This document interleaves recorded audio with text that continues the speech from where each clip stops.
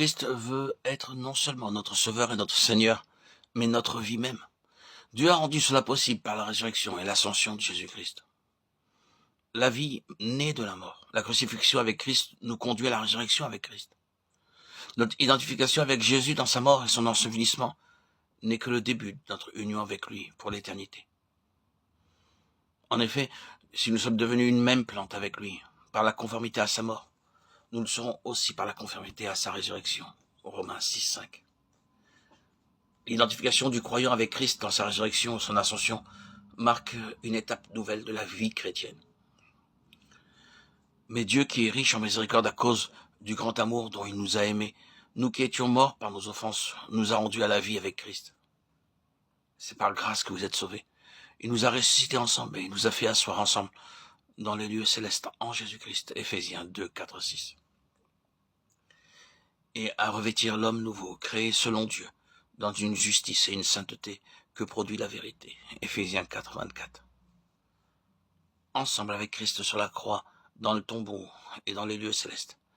Ainsi le Seigneur glorifié peut partager avec tous les croyants la victoire de sa croix, la puissance de sa résurrection et la plénitude de sa vie glorieuse.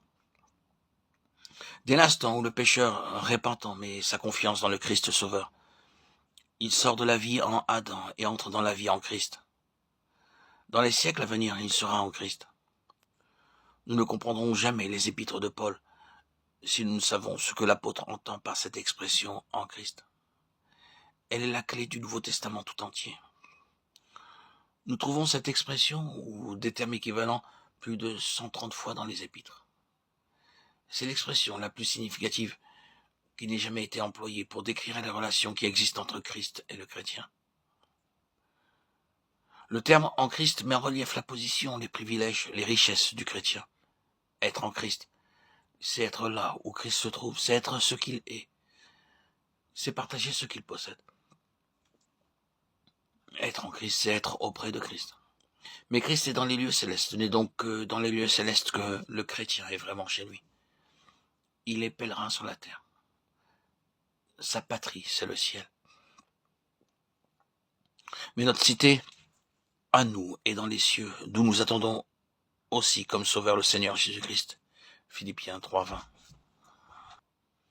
Car nous n'avons point ici-bas de cité permanente, mais nous cherchons celle qui est à venir. Hébreux 13, 14.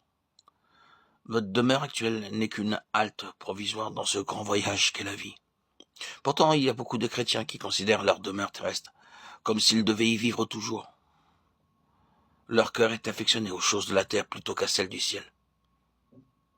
Si donc vous êtes ressuscité avec Christ, cherchez les choses d'en haut, où Christ est assis à la droite de Dieu. Affectionnez-vous aux choses d'en haut, et non à celles qui sont sur la terre. Colossiens 3, 1, 2.